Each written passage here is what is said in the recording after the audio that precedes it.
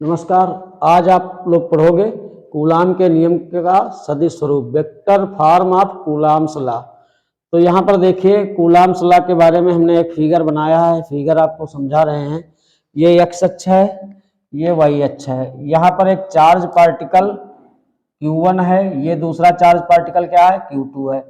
Q1 वाला charge particle बिंदु ए पर रखा हुआ है और Q2 वाला चार्ज पार्टिकल जो है वो बिंदु बी पर रखा हुआ है।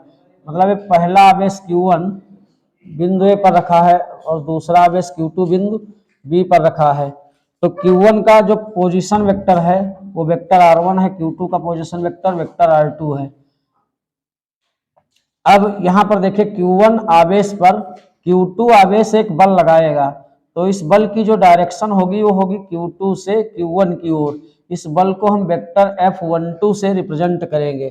वेक्टर F12 का मतलब हुआ पहले आवेश पर बल दूसरे आवेश के कारण, और दूसरे आवेश पर पहला आवेश एक बल लगाएगा, इसकी डायरेक्शन ये होगी। इसको लिखेंगे वेक्टर F21।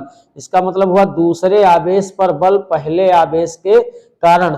अब यहाँ पर देखिए जो वेक्टर F12 है मतलब पहले आवेश पर बल दूसरे आवेश के जो कारण है, तो इसकी दिशा क्या है, पहले आवेश पर बल लग रहा है, दूसरा आवेश इस डायरेक्शन में लगा रहा, अगर दोनों आवेश पॉजिटिव है तो इसकी दिशा हो जाएगी वेक्टर R21। R21 का मतलब 2 से 1 की ओर, मतलब दूसरे आवेश से पहले आवेश की ओर। इसी प्रकार से दूसरे वाले चार्ज पर पहला वाला चार्ज एक बल लगा रहा है, तो इसकी दिशा हो जाएगी 1 से 2 की ओर, मतलब 1 से 2 की ओर इस डायरेक्शन में। तो इसको लिखा गया है वेक्टर F21, दूसरे आवेश पर बल पहले आवेश के कारण। अब यहाँ पर देखिए अगर ए का हमको पोजीशन वेक्टर लिखना है तो इसको लिखेंगे वेक्टर OA। वेक्टर OA क्या हो गया, वेक्टर R1। बी का position vector vector OB। Vector OB क्या हो गया, वेक्टर R2। अगर हम वेक्टर AB निकालें तो वेक्टर AB हो जाएगा अगले बिंदु का स्थिर सदिश माइनस पिछले बिंदु का स्थिर सदिश। तो वेक्टर OB कितना है, वेक्टर R2 है। वेक्टर OA क्या है, वेक्टर R1 है। तो ये तुम्हारा क्या निकल आया, वेक्टर AB निकल आया। और वेक्टर AB मतलब A से B की ओर, A से B की ओर, मतलब इसको लिखेंगे वेक्टर R12। क्या लिखेंगे, वेक्टर R12। ये 1 से किधर है, 2 की ओर। अगर इसका हम मैग्नीट्यूड ले लें, मैग्नीट्यूड का मतलब परिमाण, इसका वेक्टर हटा दे तो इधर माड लग जाएगा, ये हो जाएगा R2 माइनस R1। अगर इसका वेक्टर हटाएंगे तो इधर वेक्टर ना हटा करके इस पर क्या लगा देंगे, माड लगा देंगे, तो R12 हो जाएगा R2 माइनस R1।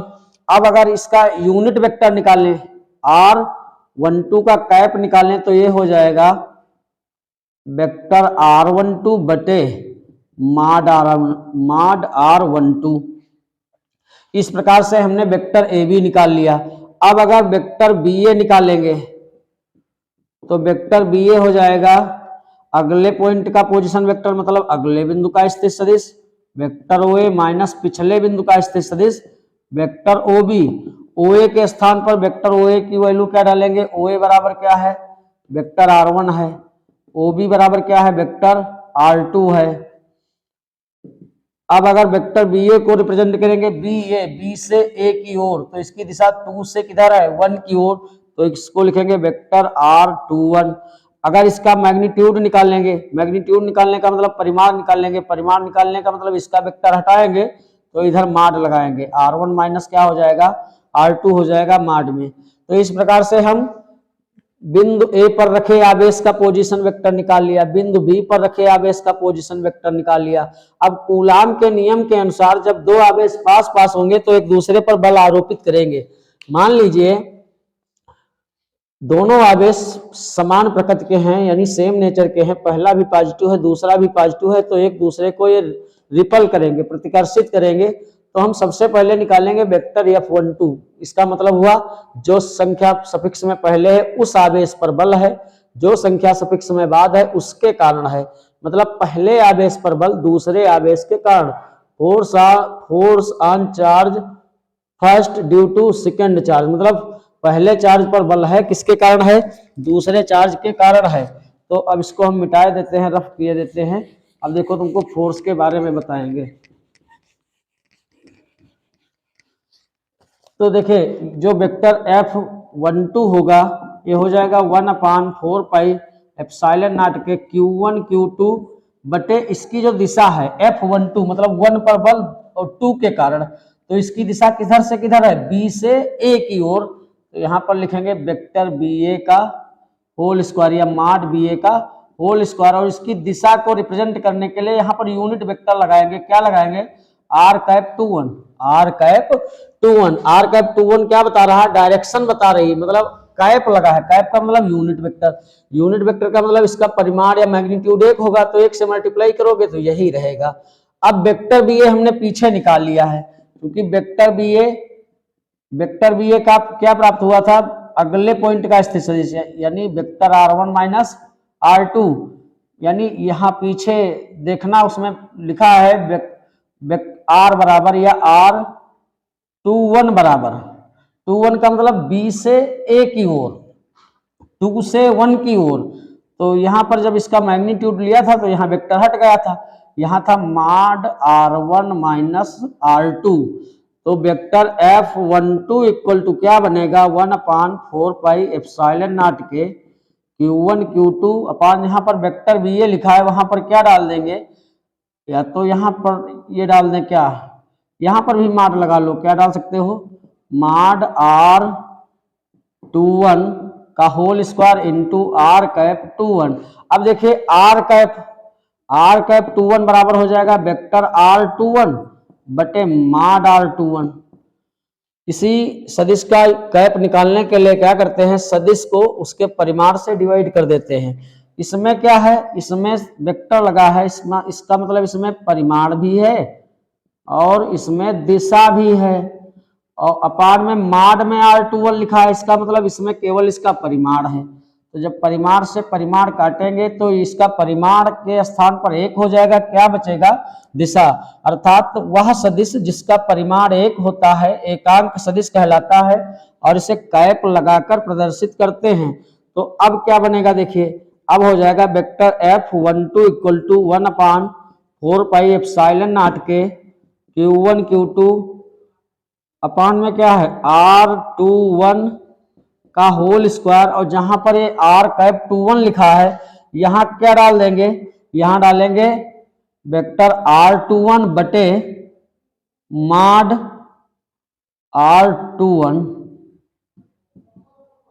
अब देखिए ये बन गया vector F12 equal to 1/4 pi epsilon naught के Q1 Q2 अपान r, इसका स्क्वायर की और एक पावर की जब मल्टीप्लाई करोगे तो वेक्टर r21 का होल क्यूब हो जाएगा। तो यहाँ पर हो गया वेक्टर r21, चूंकि वेक्टर r21 यहाँ लिखा है किसके बराबर है, मॉड r1 माइनस r2 के, तो ये हो गया vector F12 equal to 1/4 pi epsilon naught के Q1 Q2 वेक्टर r21 के स्थान पर क्या लिख सकते हो, mod r1 minus r2, vector r1 minus r2 की होल पावर 3 इंटू r21 के स्थान पर vector r1 minus vector r2।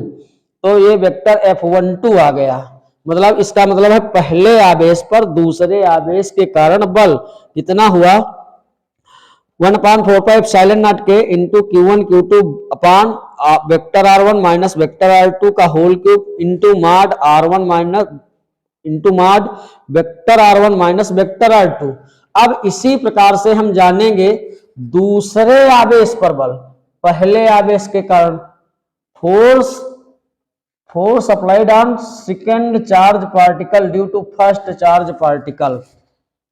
तो इस फोर्स को हम F12 से नहीं लिखेंगे, अब दूसरे आवेश पर बल लगेगा, और किस आवेश के कारण लगेगा, पहले आवेश के कारण लगेगा। जो संख्या सफिक्स में पहले होगी उस पर बल लगेगा, जो संख्या सफिक्स में बाद होगी उसके कारण लगेगा। तो इसका मतलब दूसरे आवेश पर बल पहले आवेश के कारण, तो इसका आप देखिए फार्मूला क्या बनेगा और इसकी दिशा क्या होगी। बस इसमें क्या देखना है तुमको, दिशा पर विशेष ध्यान देना है, इसी का नाम है कूलाम के नियम का सदिश स्वरूप। अब देखिए यहां पर ये वेक्टर F21 का मतलब हो गया दूसरे आवेश पर बल पहले आवेश के कारण, तो इसकी दिशा A से किधर होगी, B की ओर। तो यहाँ पर वेक्टर AB ना वेक्टर बी ए न लिखकर क्या लिखेंगे, वेक्टर ए बी का होल स्क्वायर। और यहाँ पर जो डायरेक्शन का एकांक सदिश या यूनिट वेक्टर होगा ए से बी की ओर, मतलब 1 से 2 की ओर, तो यहाँ हो जाएगा आर कैप 1 2, यानी वेक्टर F21 इक्वल टू हो जाएगा 1/4 पाई एप्सिलॉन नॉट के Q1 Q2 upon mod vector A B का whole square into R cap 1 2। अब देखिए ये वेक्टर ए बी क्या है, वेक्टर ए बी निकालेंगे तो वेक्टर ए बी का फार्मूला होगा अगले पॉइंट का पोजीशन वेक्टर, मतलब अगले बिंदु का स्थित सदिश माइनस पिछले बिंदु का स्थित सदिश। तो वेक्टर ए बी को हम किससे लिखेंगे, ए से बी की ओर, ए से बी की ओर मतलब 1 से 2 की ओर, तो इसको लिखेंगे वेक्टर R12। ओ बी क्या है, वेक्टर R2 है, ओ ए क्या है, वेक्टर R1 है। अगर इसका मैग्नीट्यूड या माड परिमाण निकाल लें तो हो जाएगा R12, मतलब इसका वेक्टर हटा देंगे तो वेक्टर हटाने से केवल परिमाण बचेगा, फिर इधर माड लगा देंगे तो हो जाएगा R2 minus vector R2 minus vector R1। अब देखिए इस सूत्र के अनुसार क्या बनेगा, कूलाम का नियम, यानी वेक्टर F12 इक्वल टू हो जाएगा 1/4 पाई एप्सिलॉन नॉट के Q1 Q2 upon A B के जगह पर क्या डालेंगे R12, इसको माड में डाल लीजिए, माड R12 का होल स्क्वायर, यहाँ पर यूनिट वेक्टर क्या लगा है आर कैप 1 2। अब आर कैप 1 2 ये यूनिट वेक्टर है, इसकी वैल्यू क्या होगी, इसकी वैल्यू होगी वेक्टर R12 बटे माड R12।